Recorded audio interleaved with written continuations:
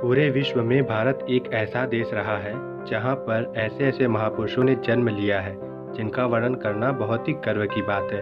उन्हीं महापुरुषों में से एक हैं शकुंतला देवी, जिनको हम मानव कंप्यूटर या ह्यूमन कंप्यूटर के नाम से भी जानते हैं।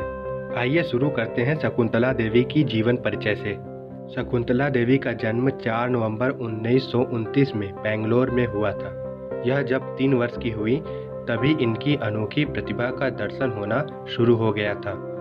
एक बार ये अपने पिताजी के साथ ताश खेल रही थी और उस समय वह ताश के पत्तों को पहचानना, कूड़ा जोड़ करने में इतनी माहिर थी कि उनके पिता भी दंग हो गए कि मेरी बेटी का दिमाग इतना तेज है। वह सोच में पड़ गए कि क्या इतनी छोटी लड़की का दिमाग इतना तेज हो सकता है। शकुंतला देवी ने 6 वर्ष की उम्र में मैसूर विश्वविद्यालय में एडमिशन लिया, लेकिन आर्थिक तंगी के चलते उन्हें 10 साल की उम्र में कक्षा 1 में भेज दिया गया। इनके माँ बाप की गरीबी इतनी थी कि उस समय स्कूल का फीस केवल 2 रुपये था, लेकिन यह फीस भी वह भरने में सफल न हो सके, जिसके कारण उन्हें स्कूल छोड़ना पड़ा था। जब उनका पढ़ाई बंद हो गया तब उनके माता पिता वह स्थान छोड़कर दूसरे स्थान पर चले गए, लेकिन सभी कष्टों का सामना करके उनके पिता ने उन्हें पढ़ाया। जब यह 8 वर्ष की थी तभी वह विश्व प्रसिद्ध बन चुकी थी, लेकिन आर्थिक तंगी के चलते उनको पढ़ाई छोड़नी पड़ी थी। फिर भी उनके पिता ने उनको पढ़ाया और धीरे धीरे आगे बढ़ाया। ये तो था शकुंतला देवी का छोटा सा जीवन परिचय। आइए आपको शकुंतला देवी की कुछ रोचक बातें बताते हैं। जिस समय इनकी मानसिक प्रतिभा का दर्शन हुआ उस समय यह केवल 3 वर्ष की थी। 6 साल की उम्र में मैसूर विश्वविद्यालय में उन्होंने अपनी प्रतिभा का प्रदर्शन किया और फिर 2 वर्ष बाद अन्नामलाई विश्वविद्यालय में प्रदर्शन किया। बाद में वे प्रदर्शन के लिए उस्मानिया विश्वविद्यालय और हैदराबाद और विशाखापट्टनम गई। वह 6 वर्ष की अवस्था में ही विश्व प्रसिद्ध बन चुकी थी।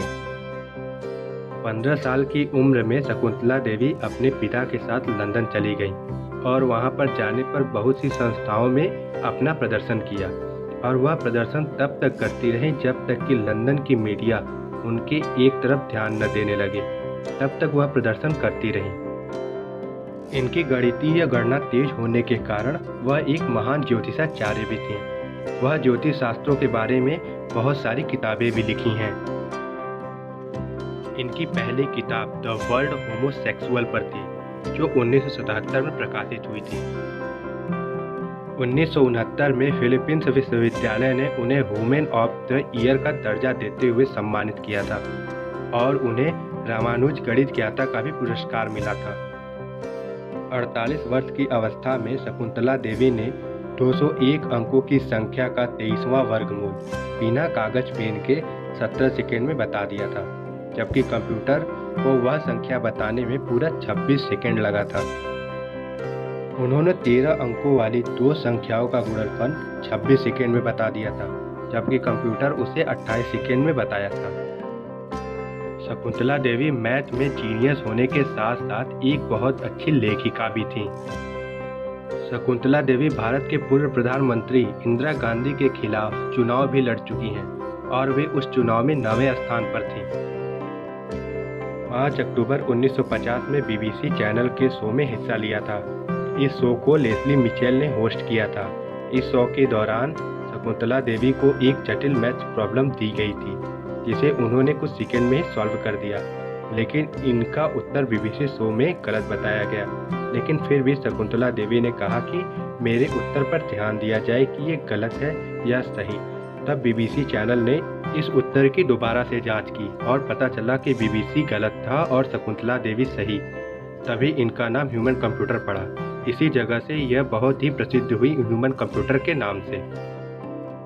1950 में बीबीसी शो में इनका नाम ह्यूमन कंप्यूटर पड़ा था, जो ये उपाधि अभी तक पूरे विश्व में किसी को नहीं मिली है।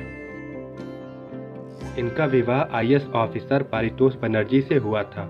फिर इन दोनों को 1979 में तलाक हो गया, क्योंकि शकुंतला देवी के पति समलैंगिक थे। इनकी लिखी हुई एक बुक जिनका नाम एस्ट्रोलॉजी फॉर यू भी है, जिनकी सहायता से आप एस्ट्रोलॉजी के बारे में बहुत कुछ जान सकते हैं। 1982 में गिनीज बुक ऑफ वर्ल्ड में इनका नाम दर्ज हुआ था।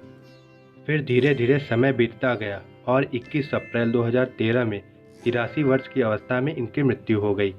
4 नवंबर 2013 में गूगल ने अपने डूडल को इनके नाम करते हुए सम्मानित किया।